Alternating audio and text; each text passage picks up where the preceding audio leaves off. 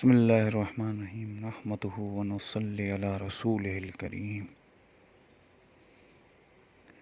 رب اشرح لی صدری ویسر لی امری واحلل عقدۃ من لسانی یفقہوا قولی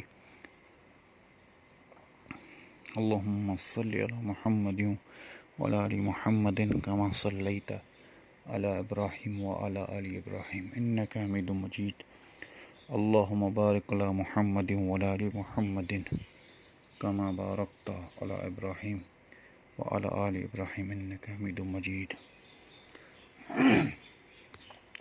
تو دوستو بزرگوں، ہماری جو بات چل رہی تھی وہ سیرت کے موضوع پہ تھی، اور بات ہماری حضور اکرم صلی اللہ علیہ وسلم کی بیوی خدیجۃ الکبریٰ سے شادی کی بات چل رہی تھی، اور پھر اس میں باقی شادیاں بھی، اور اس میں اتفاق بھی کہ لوگ کہتے ہیں۔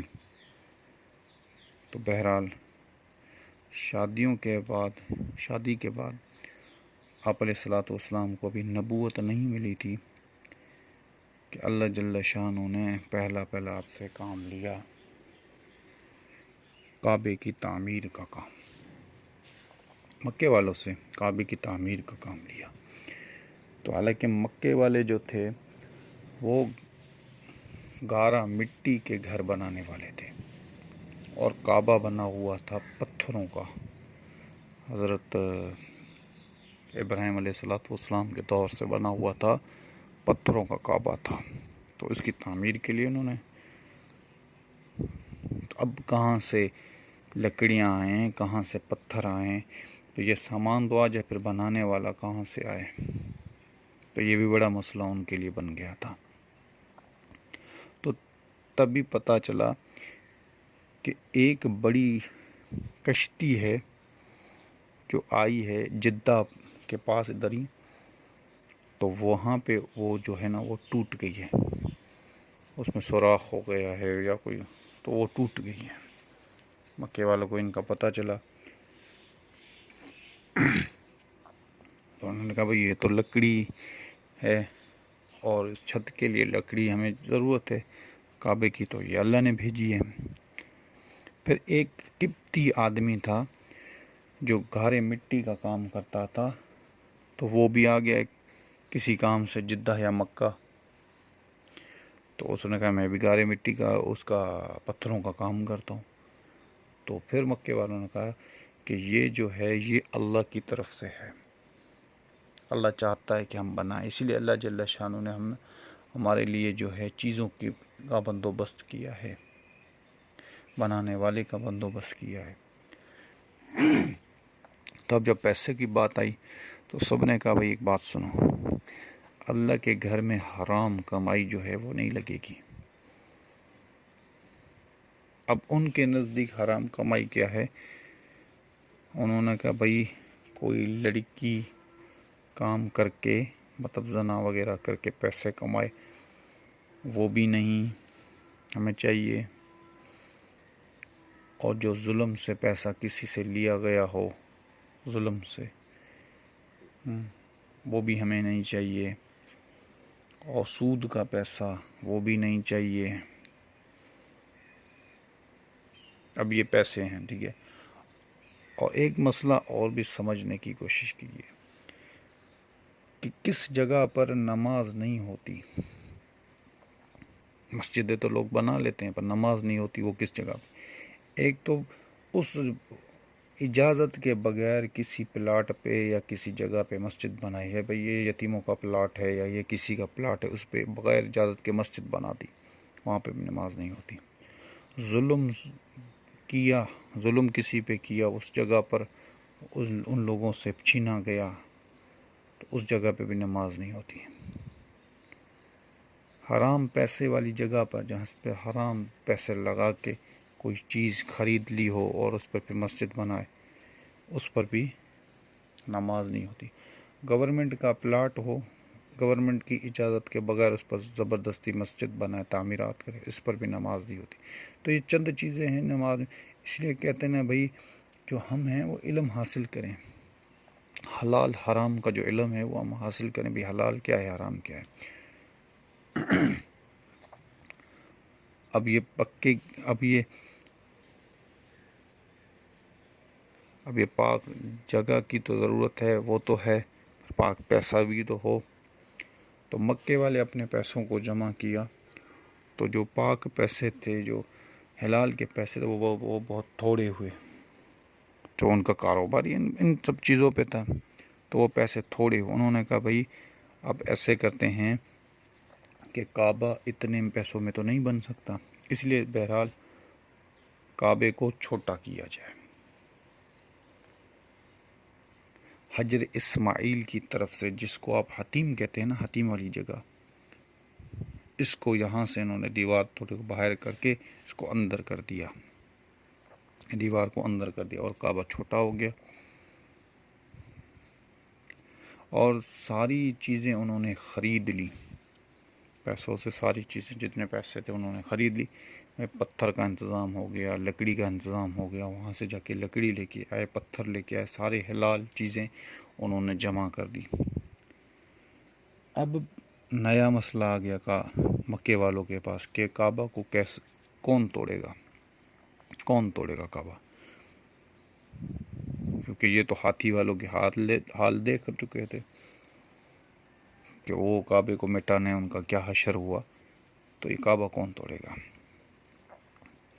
تو مکے والے سارے جمع ہوئے، کون توڑے گا۔ ایک سردار تھا ان کا، ولید ابن مغیرہ سردار تھا، حضرت خالد بن ولید کے باپ تھے، ولید تھا نا، خالد بن ولید۔ یہ بوڑھے تھے اور بڑے سرداروں میں سے تھے۔ انہوں نے کہا کہ بھائی میں ہوں بوڑھا، اگر مجھے کچھ ہو جاتا ہے،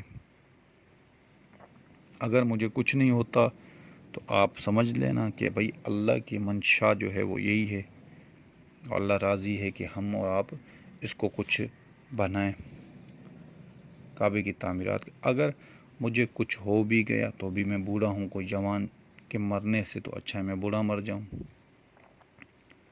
تو انہوں نے کہا صحیح ہے بھائی، یہ تو بات بالکل صحیح ہے۔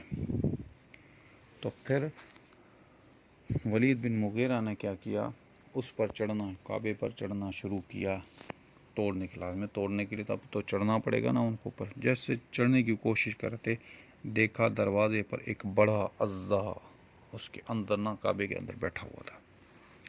تو انہوں نے کہا بھئی یہ تو بڑا اژدہا ہے، بہت بڑا اژدہا ہے، اب ہم کیا کریں؟ تو انہوں نے کہا کہ بھئی ایسے کرتے ہیں کہ آج سب لوگ جو ہے نا اللہ سے مانگتے ہیں، اور اپنی اللہ کو نیت دکھا دی، اللہ ہماری نیت تو ہے، تو کعبے کو تعمیر کرنے کی، توہین کرنے کی تو نیت نہیں ہے، تو یہ ساری چیزیں تو اپنے رحمت سے ہٹا دے۔ رات کو دعا کی، صبح کا ٹائم ہوا، سارے لوگ آ کے جمع ہو گئے، بھئی اب توڑیں کعبہ توڑیں۔ تو دیکھا کہ ایک بڑا پرندہ آیا ہے اجیاز جانب سے، بڑا پرندہ ہے، اور اس نے آ کے اس بڑے اژدہا کو اٹھایا اپنے چونچ میں اور لے کے چلا گیا۔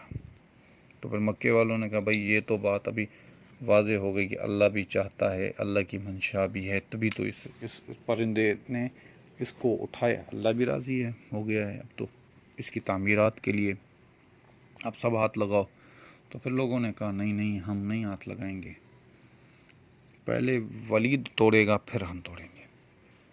ولید بن مغیرہ نے پھر اٹھے اور پھر انہوں نے 2-3 پتھر گرائے اور 2-3 پتھر توڑے انہوں نے۔ تو انہوں نے کہا کہ اب آؤ کام کرو۔ انہوں نے کہا نہیں اب ہم کام نہیں کریں گے، سب سے پہلے 24 گھنٹے ہو تو جائیں، دیکھتے ہیں تمہیں کیا ہوتا ہے، پھر ہم کام شروع کریں۔ ہم ہاتھی والوں کا حال ہم نے دیکھا تھا، ہم کام نہیں کریں گے، پہلے تم کام کرو ہم دیکھیں۔ پھر جب 24 گھنٹے ہو گئے، دوسرے دن ولید نے کہا کہ بھئی دیکھو میرے ہاتھ بھی سلامت، میرے پاؤں بھی سلامت، مطلب اللہ کی منشا اس پہ ہے کہ ہم اس کو بنائیں۔ تو انہوں نے کہا نہیں اب تمہارے ساتھ تمہارے بیٹے کام کریں گے، اس کے بعد پھر ہم کریں گے۔ ولید نے کہا ٹھیک ہے۔ جو ولید کے بیٹے تھے انہوں نے آ کے سارے بیٹوں نے کام کیا، اور پہلے کام ولید نے شروع کیا، پھر اس کے بیٹوں نے شروع کیا توڑنے کا کام، پھر سارا مکہ جمع ہو گیا توڑنے کے لیے، اور مکے والے لوگ تھے انہوں نے بھی ساتھ میں ہاتھ بٹایا اور توڑ دیا کعبے کو۔ اس کے بعد جب بنانے کی باری آ گئی تو پھر کعبے کی تعمیرات شروع ہوئی، بنانا شروع ہوا۔ اب جب تو حضور اقدس صلی اللہ علیہ وسلم بھی شریک تھے اس کے بنانے میں، شریک تھے اس کے بنانے میں، کہ آپ بھی خود لگے ہوئے تھے اس کے بنانے میں، کعبے کی تعمیرات میں۔ تو اب حج اسود کی باری آئی۔ جب حج اسود کی باری آئی تو سارے لوگوں نے کہا، اس نے کہا میں لگاؤں گا، اس نے کہا میں لگاؤں گا، اس نے کہا میں لگاؤں گا۔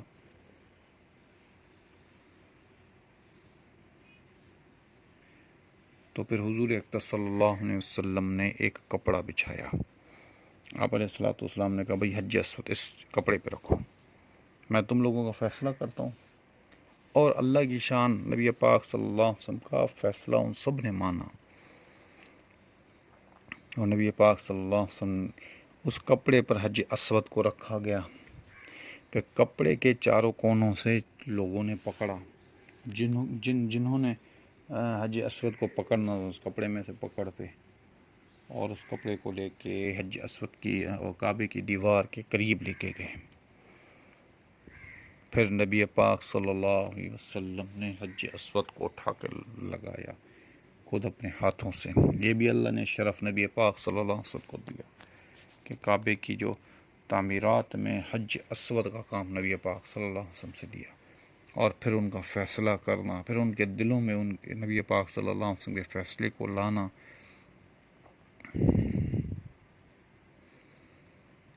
کتابوں میں تاریخ میں آتا ہے قصہ کہ کئی سال جو تھا نا یہ اس لیے لگنے کے بعد